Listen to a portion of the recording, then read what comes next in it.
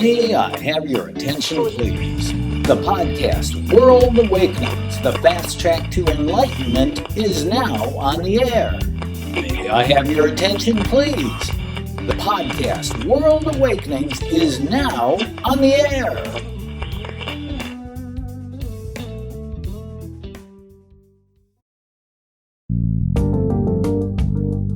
This is World Awakenings, the fast track to enlightenment with your host, Carl Gruber.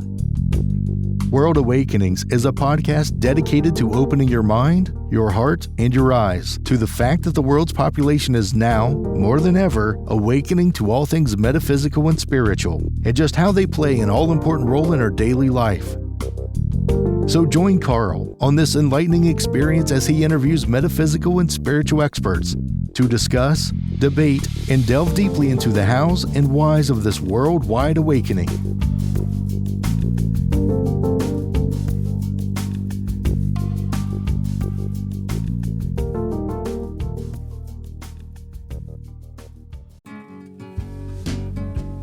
We welcome you to the World Awakenings podcast. Before we start, we'd like to tell you about a special ebook written by the show's host, Carl Gruber. The 3 Pillars, a simple 3-step process to manifest positive and permanent change in your life. The concise 32-page 3 Pillars ebook will teach you how to become a successful and consistent co-creator of your life path with the law of attraction. Yes, you can manifest the life you truly desire, and the ebook is absolutely free. Simply go to Carl's website, carlgruberlifecoach.com. That's KARLGRUBER lifecoach.com. Click on the header title About Me and get the free download today. Carl Gruber's free ebook, The 3 Pillars, will positively change your life. Well, folks, here we go again. It's another episode of World Awakenings, the fast track to enlightenment. I'm your host, Carl Gruber, and this is episode number 40. This month, June 2021, marks the 3-year anniversary of the show being online. And as always, we feature the most interesting, exciting, and incredible teachers, authors, and experts on all things spiritual and metaphysical. With that, our guest today is Lisa Barnett, an internationally recognized author, teacher, and healer with more than 20 years' experience in the spiritual healing forum. Lisa found herself in the mid-1990s being intimately summoned by Akashic masters to share their personal insights into her life and those of her clients. Now, in 2005, Lisa took a deep dive into the Akashic field, which led her on a fabulous 10-year journey. Now, from this profound immersion, she was called to start the Akashic Knowing School of Wisdom and to create resources to bring clarity and healing from the ancient Akashic knowledge to a broader audience.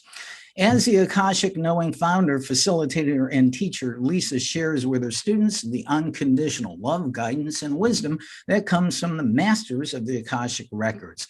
She accesses this wisdom with ease through sacred prayers given to her by the Akashic Lords. And she teaches these prayers and energy healing tools to her students to create their own personal Akashic Record connection. Lisa is best known as an Akashic Record teacher, consultant, healer, and author of The Infinite Wisdom of the Akashic Records. She is also the author of the book, From Questioning to Knowing 73 Prayers to Transform Your Life. It's quite a bio. I love it, Lisa. Thanks for joining us. And Lisa, you know, that sure sounds like you've had an incredible personal journey getting to this point in your life as a teacher of the Akashic Records. What happened on this 10-year journey, and how the heck did you get there? Well, really, honestly, it's been closer to a 60-year journey. Okay, a little bit longer, yeah. So I was born awake when I was about 3 years old. I'm going to have to re-update all my, now that I'm turning 65, I guess it's a 62-year journey. Wow. Anyway, wow. I was really awake when I was about 3 years old, and I realized and had this kind of energetic experience and memory of being trapped in a body and thinking like, I want to go home. And I would tell my mother, I want to go back. And of course, my poor mom, like I'm 3 going, I want to go back. And Sorry, honey, it's a little late for that. So I literally started studying when I was 13 years old, 14 years old. I was very blessed to live in California, to have actually non-religious, but relatively kind of awake parents living here in Northern California near San Francisco. Lots to study, right? It was the late 60s, early 70s. And so I started my spiritual path, back then, and continued studying philosophy at the university, psychic training, energy healing. So it's kind of been a very, like I say, it's really a lot longer than 20 years, but the last about 25, I've been very consciously connected to the Akashic records, and they've guided me to channel a 5-step wisdom prayer system, which is the workshop I teach online, and is also what the Infinite Wisdom of the Akashic Records book is based on. And so, it's a process and a journey. It has been interesting and fun, I have to say. Well, let me ask you this. Well, first of all, I'll say up front, I'm a huge student and teacher of the law of attraction, a huge student of A Course in Miracles, all the universal eternal laws. But I'll be honest, I don't know a huge amount about Akashic records. So what exactly is or are the Akashic records? I think I read that Akashic is an ancient metaphysical concept that means ether or sky, but what exactly are they? Right. Well, that is the kind of Sanskrit the translation for the Sanskrit word Akasha. Mm-hmm. Is ether or sky. But what they actually are is they are an energetic recording of your soul's journey throughout all time-space continuum. So if you imagine that billions of years ago, your soul individuated from source and went on its own journey, everything you've done is recorded in that etheric energy of the quantum field of source. And so it's all stored in the ethers. I like to just think of it as either some of us older folks think of it as a library, because we used to go to the library when we were kids, right? And there's librarians, who I also call the record keepers. They're there to help you find the information you're actually looking for. And so each person has their own Akashic library and their own group of record keepers or librarians. And so if you imagine, for those of your listeners who are a little bit younger, if you imagine that you were born with like a GoPro or, video camera strapped to your head, and everything you did was always recorded. And of course, at some point every day, you'd upload it to the cloud or into the ethers, and it would be stored there for whenever you want to go back and say, what was I doing when I was 2 or when I was 20 or in a past life? So all of that information about you, what you've done, all your gifts and talents, all your traumas, all your karmic patterns, it's all stored in your Akashic records. My first reaction to that is, oh crap, if everything I've ever done in every one of my lifetimes is actually recorded, oh man, I'm screwed. I'm sorry. But how does an individual go about finding out what their own Akashic record is? Well, that's why I really have been called to teach this information to humanity. So it's relatively simple. Like I say, I've been given a 5-step wisdom prayer system. The Akashic record keepers gave me 6 access prayers. So they're vibrational keys that will open your Akashic records. And the reason they gave me 6, they said to me all these years ago, they said, you're very galactic, and we want to give you a variety of energetic keys that will resonate with different people.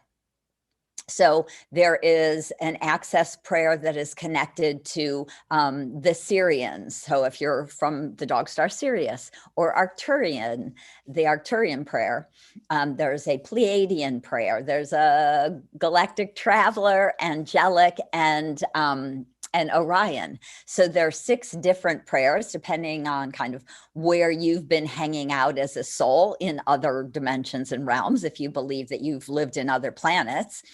And after all these years of accessing the records, I completely believe that we have all been so many more things than just humans. So we're all star seeds. And so, that helps different people to access their own Akashic records. So it's a key. It vibrationally will move you into the Akashic records. And all 6 of the prayers do the same thing. But what I notice is that, energetically, we're so unique that different people will resonate with different access prayers. I have to tell you that past guests on my show, I interviewed together on the same show. I interviewed a Syrian, a fella who was channeled by Christina Hill, and she was on the show with Christy Whitman, who channels the council. And so I've interviewed etheric beings being channeled. Right. And Othello is always saying Syrian blue light to you, my friends, Syrian blue light. But yeah, none of that surprises me. But so what I hear you saying is that by accessing the records of my other lifetimes, I can find out about many things that are causing blockages, limitations, and issues in my current life, and then use that knowledge to release all of that negative energy. Yes. You actually can. Right? Well, I mean, that's my thought, which is, who doesn't actually want that? Why do people not want to learn to access their Akashic records? It's not that hard, right? You don't have to learn to meditate for 25 years in order to hopefully eventually access that information. The record keepers have given us a very simple process. But one of the reasons, they have done this is they, of course, say this is everyone's birthright.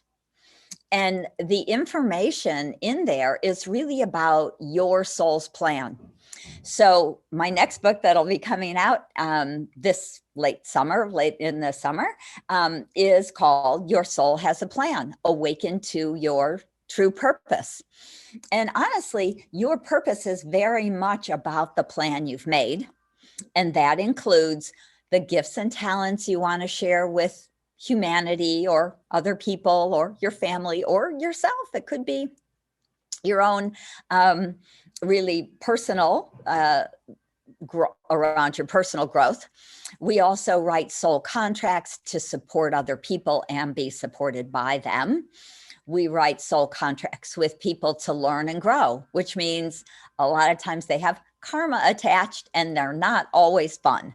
So if you have challenging relationships, it may be because you made a soul contract with that person to, be a challenge so that you could wake up, become more compassionate towards other people, realize we're all divine beings, exercise forgiveness, and move forward on your awakening path.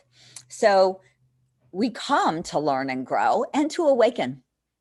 And that's one of the ways we do it, by creating challenges in our lives. So when we can understand them, not only does the understanding kind of create its own healing, but I love to teach my students how to do quantum healing in the Akashic records, so that we can literally go back into other lifetimes or your childhood or whenever it was, to start to clear a lot of this emotional pain and trauma that keeps us stuck and blocked and feeling like I'm not good enough, or I don't know how, or, all that doubt that we all have as humans who think we're like these little tiny beings. We're just these little humans, how would I know how to do that?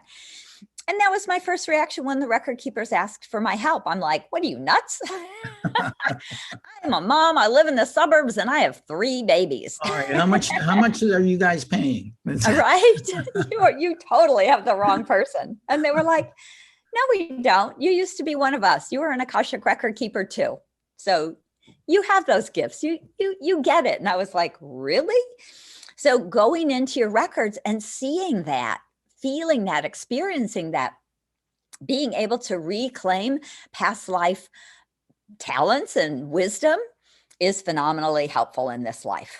I think, and I'm sure you're well aware of this, that many, probably most of the people in the world have not actually heard about anything like this. I mean, it's still, the word's still getting out, and that, most of the world just feels like a victim of what's going on. They don't realize they have the power. And if they can learn to access Akashic records to make positive changes and corrections in their life, what a freeing thought that is. Yes. Yeah, absolutely. I mean, that's exactly what I feel. It's exactly what the record keepers have been saying. And that's exactly why, I, like myself, do what we do, because we know how important and powerful all of this information can be to help people to awaken. And awakening is a little step-by-step process. We don't just bang, be enlightened one day.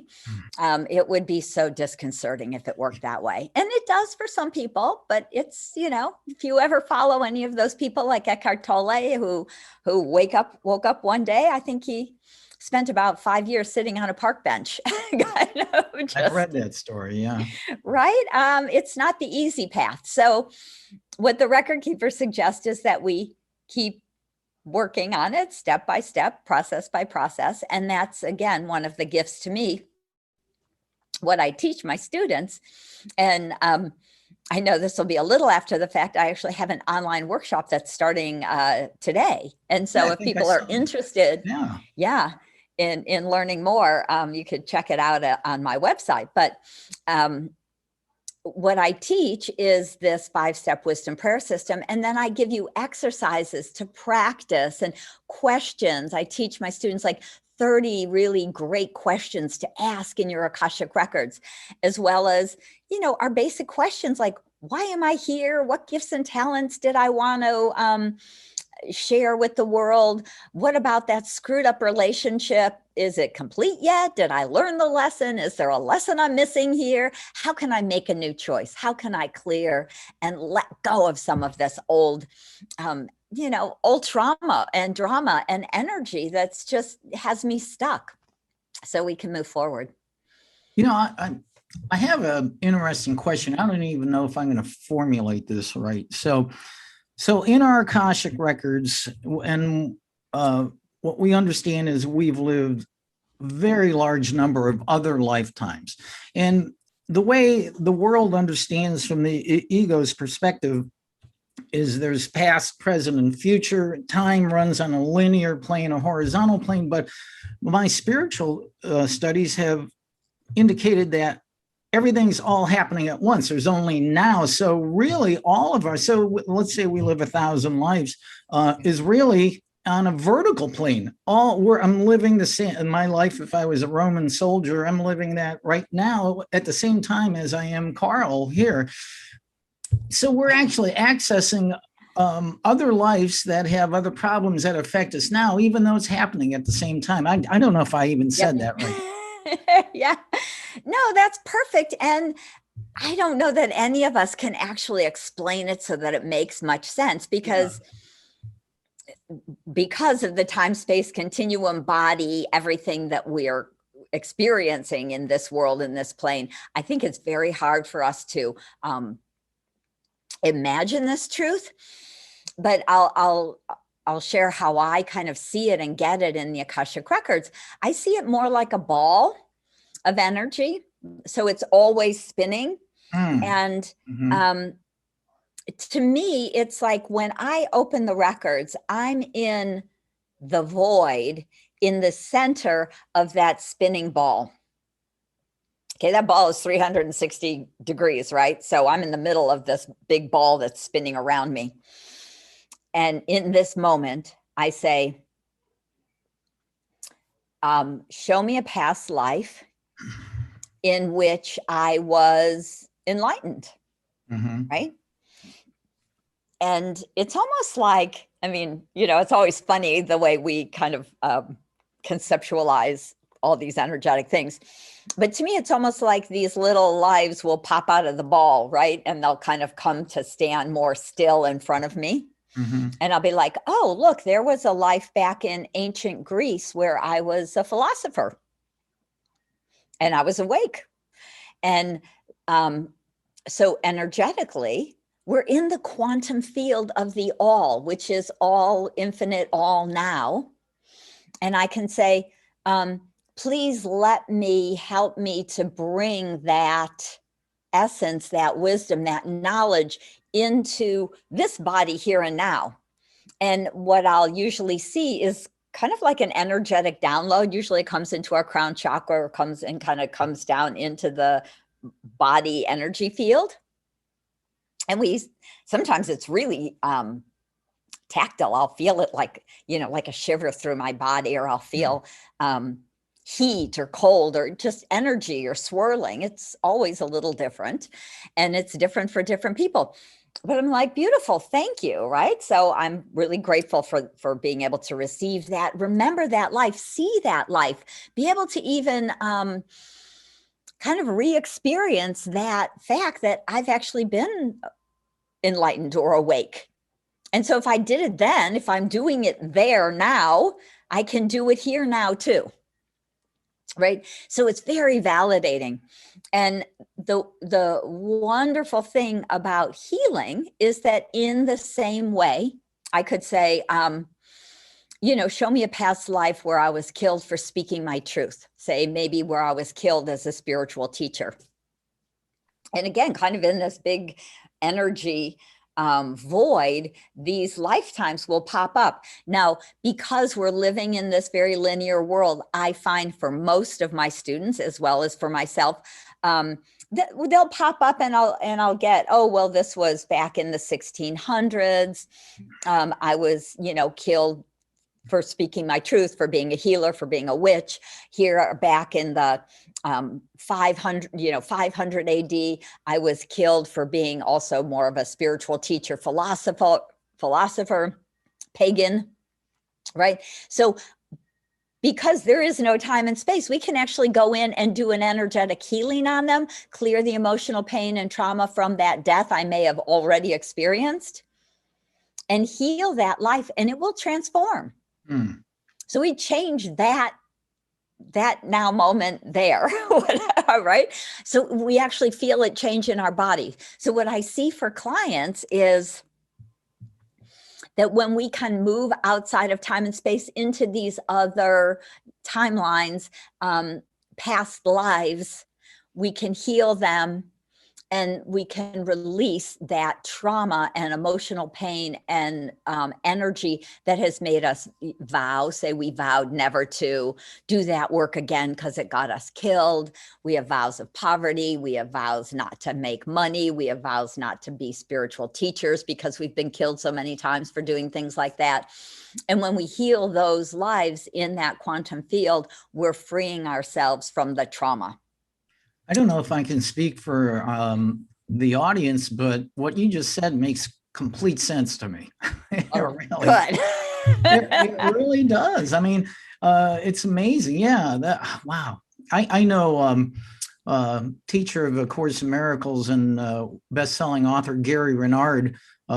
He wrote Disappearance of the Universe. Well, he also wrote a book about the lifetimes of Jesus and Buddha, who were friends through time and on their spiritual journeys. And they were actually learned, they studied with Lao Tzu, et cetera, and it goes all the way through time. So yeah, it is a journey, but I do want to ask this, and personally, sometimes I've struggled exactly with the definition. What is karma? That's a great question, because I think we have it really screwed up, honestly. So I thought it was a rock band out of San Francisco. Right. It could have been, It should be, right? It's a word that has a lot of baggage, let's just say. So the Akashic record keepers say that karma is not punishment. It is not about being wrong or bad. It is about a learning pattern that we're in. And so if I say, I want to learn about, say, jealousy, I want to understand and learn and be filled with unconditional love. So what's one of the opposites or dichotomies of unconditional love is going to be jealousy. So if I want to learn to be unconditional love, I need to learn about jealousy so I can let it go, so I can actually be unconditional love. So we come here as humans to have all of these experiences. So we're basically always coming to learn to be love. Basic goal as a human is to be unconditional love, which is not anything similar really to human physical love. It's just so much bigger, right?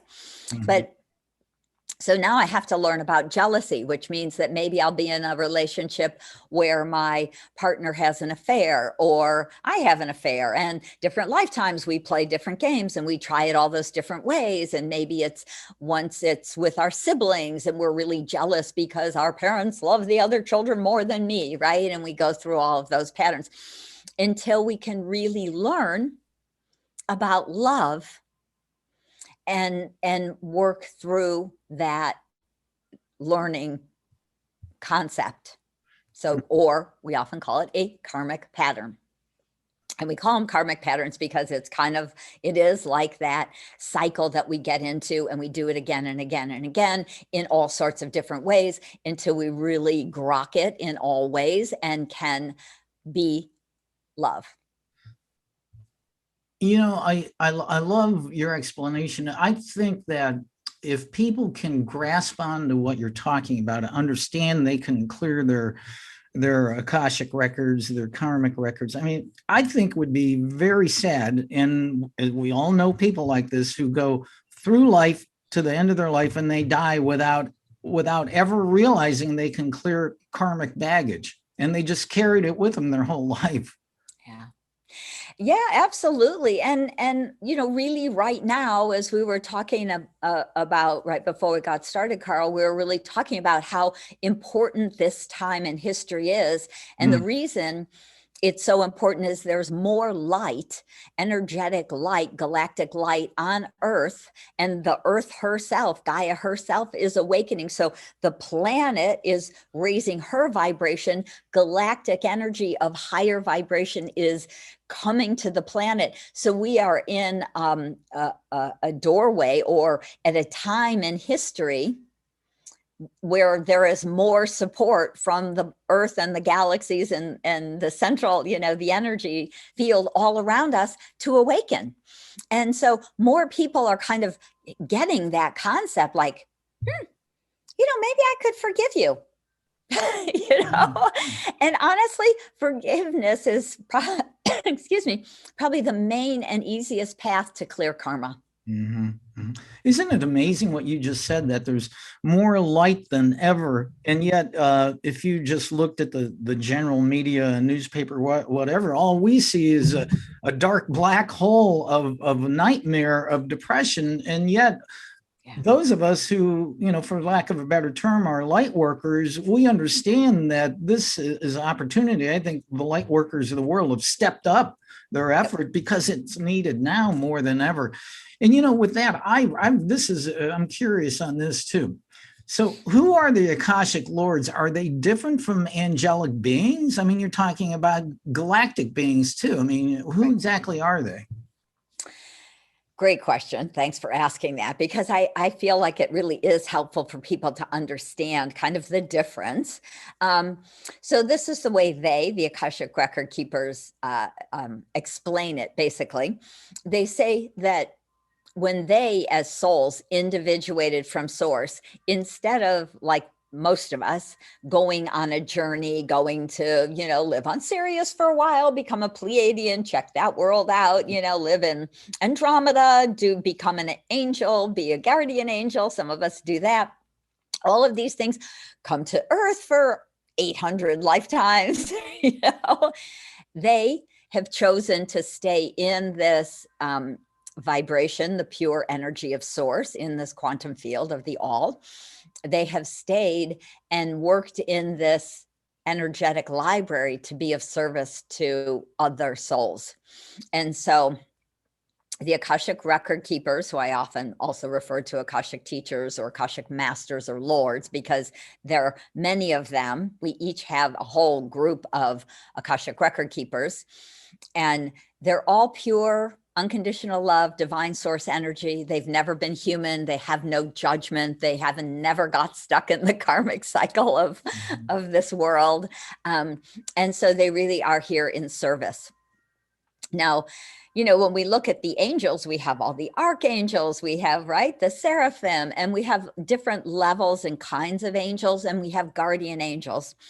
And the interesting thing about guardian angels is that we as humans, we as divine souls who are on this huge journey, when we awaken to kind of a high enough vibrational frequency level on our human journey, we often choose to become guardian angels when we're not embodied on earth, because we can learn while we're following these humans around and helping them out. And so we're learning from them and we're helping and supporting them. So if you've ever met a person who feels like an angel, that often is actually true, because as a human, they've become of a very high vibrational energy. They're no longer having to go back to school between earth lives. Like, what was I thinking? I totally missed that lesson. I totally screwed up that life. You know, guy, help me understand it so I can go back and get it, you know, do it differently next time. Once we get past that cycle of learning and growing as a human, then some of us become guardian angels. And so it's a lovely kind of nuance as a soul. But again, we're huge ancient souls having multitudes of experiences. So but the record keepers haven't done that. So that's kind of the interesting thing about them. Well, that's, you know, that concept that, you know, I think if you, and I'm like you too, I grew up in a completely agnostic family in Cleveland, Ohio, not San Francisco. And so I was fortunate in that way to allow myself to open up to this new learning, a spiritual and quantum realm. But the religious dogma would have you think, well, there's just angels in heaven. Well, yeah, there's all that is and source, but so the understanding, I think it would be hard for, especially somebody who's coming from a straight religious dogma. Wait, you're saying that beings from other galaxies are actually qualified as angelic beings because their race is so far spiritually advanced that they've achieved that level, basically. Is that it? You know, I think we are so complicated as these really ancient infinite souls that, yes, I think that, you know, we do so many different things in different ways. And as a soul, you're unique. But some of us actually do, like, again, if you, and because we go kind of linear, our brains want to work more linear. If you were thinking, I'm learning and growing as I go, and so now I've learned this much, and now I can help share that with other humans, and I might be doing this as a guardian angel, and or I might be part of the Syrian Council in another realm, and I can be all of that also, right? So we can be kind of idiots here, and we can really be very advanced in other realms. Yeah. Well, thank you for answering that, because I was just kind of thinking on the fly as a question, so I don't know how clear I was on that, but thank you for that. Well, hopefully I answered it. No, you did. I know, it's a little bit. Yeah, you did a great job. Now, I do. I've always wondered about this because I do life coaching and stuff, and sometimes I get people who just stonewall me, even though they come to me for help. But how would you deal with a person who may believe that their current life is all there is? It's one and done. And I know, honestly, like Carl, they probably wouldn't come to me. Yeah. I know people like that. Well, here's the interesting thing is I've actually known one or two people who access the Akashic records who, because of being a little older and coming from a more kind of whatever normal life, raised, more religiously, believe that, even though they could access the records. So the honest truth is that you can work with this life and this life's challenges and gifts and all sorts of information from the Akashic record keepers, because what they always say, these beings of light say, we will meet you where you are. So if you want to work only in this life because this is all there is for you, that's perfect. That's what we do. And so really on an energetic level, they say, you know what, it doesn't really matter. So I love to reclaim past life gifts and talents because I've found that to be very helpful in writing my books or being a speaker or a teacher, to really acknowledge the fact that I have been able to do this before, that, I'm not just as small and, kind of idiotic as I would tend to believe myself to be as a human, right? So I find that looking at all of these other lives is really phenomenal and supportive and useful in that way. But, I've been reading your book, The Infinite Wisdom of the Akashic Records, and what I've seen now is prayers are a key factor that you use in accessing and working in the Akashic records. And you have one prayer in your book. I love this prayer. I just read this morning. It's called Intention for Clarity Prayer. And it goes, Lords, masters, and teachers, please help me to remove what no longer serves me, including all hidden beliefs, prejudices, outdated patterns, programs, blocks, and constrictions as I access Akashic record information for myself today with clarity. I am here to do the work of the divine. I am clear of other people's energy, and I am full of divine energy. Information moves freely and through me. That is just awesome. I love that. Yeah. Well, and honestly, that is step one in the 5-step wisdom prayer system. And so the record keepers have given me this beautiful system, which is really simple. We say that prayer to just really drop into our hearts, to be that energy. So I use the word prayer for lack of a better, different word.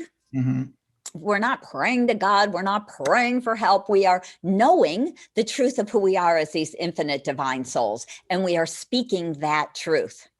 And so, we are asking our record keepers and divine source to help us to align to the energy, to be conscious, to release what no longer serves us, to step more fully into our own empowerment, wisdom, and light, right? So, it's a kind of a different sort of prayer in that way, but we say that to just kind of clear our field, be very heart-centered. And then we use one of the access prayers, like I was mentioning. There's a Pleiadian one, a Syrian one, a galactic traveler one. And then we use that prayer to start to move more deeply and fully into the energy vibration of the Akashic field. So we're actually raising our vibration as we say these access prayers. Well, that, so the other thing I read too was, as you do these prayers where you have written the word me or myself, you actually should replace it with your legal name when you say it out loud or think it. Right. So, I mean, that's, if you read the book, The Infinite Wisdom of the Akashic Records, or take one of my workshops, I, of course, explain in many ways the why. But when we're using the access prayer, we're asking to open our own Akashic records. And so we're using our own legal name so that we're accessing the records of, me, not just me, but this soul also known as, whatever your legal name is. And so that's how the record keepers have given it to us. Some people, access the records through a meditation, or some people kind of use a little bit more of an astrological bent. So they may have to know their birth date and time and place or something. For me, the record keepers just said, use your legal name, that morphic field of legality really connects the energy of the soul through all this time-space continuum. So that's really all we need, along with the access prayers. So, it's a pretty simple system. And again, that's why I say, the record keepers want everybody to be able to access this divine wisdom for themselves, because it can really transform and empower your life in so many different ways. I think it makes sense too to use your exact legal name, because I think as I've gone along with my studies, you should be specific with the universe. So there's no generic, on focus, in your intentions. So I'm going to remind people that we are talking to the amazing Elisa Barnett, teacher of Akashic Records, a consultant. What's the name of your school again? It is the Akashic Knowing School of Wisdom. So, you have a website called akashicknowing.com. How can people contact you if they want to work one-on-one with you or attend your classes? Right. That is really the easiest way. You'll find all of that at akashickknowing.com. And you'll see buttons for consultations, for workshops. If you're interested in jumping into a workshop that just started today, you can check that out under classes at akashickknowing.com/classes. Or so, reach out in that way. You can reach out to support at akashickknowing.com if you want to email, and we'll get back to you. And so a couple different ways. You can find me at Akashic Knowing on Facebook or Instagram. They're all, / Akashic Knowing, one word. So I'm all sorts of places. Well, and I also, again, I encourage people to get a copy of your book, Infinite Wisdom of Akashic Records. Like I said, I've been reading it. You were kind enough to send me the ebook version. I've gotten through most of it, but I still have some more reading too. And I want to thank you, Lisa, too, because I was so personally curious about this. And like I said, I certainly didn't study a whole lot, on this. And so I've kind of been all over with questions. And thank you for being so kind and be patient and answering my questions here. Absolutely. My pleasure. To me, because I get to channel the record keepers, because they're just happy to answer anything you'd like to know. And so often, for me to do an interview is always just fun, because, I get to be in the moment. I get to just basically share what the record keepers are saying with us. And so, it's been a pleasure, Carl. Thank you. And just as another thought, just so everyone knows, the Infinite Wisdom of the Akashic Records is on Amazon, and so easy to find and get there at Amazon. And you can also find it on my website. So if you're interested in learning to access your own Akashic Records, you can do it with that book, The Infinite Wisdom of the Akashic Records, or with a live online workshop. So I look forward to seeing so many of you in the Akashic field. Wow, this has been awesome. Thank you, Elisa Barnett. This is awesome. Namaste, my friend. Namaste. Much love and light to you. Thank you. Thank you. This has been another episode of World Awakenings, the fast track to enlightenment with your host, Carl Gruber, a certified law of attraction life coach. We welcome you to tune in each and every episode of this podcast, World Awakenings, as we open your mind, your heart, and your eyes to the fact that all the world's population is now, more than ever, awakening to the truth of all things metaphysical and spiritual, and just how they play an all-important role in our moment-to-moment everyday life. Much love and light to you, my friend. Thank you for tuning in.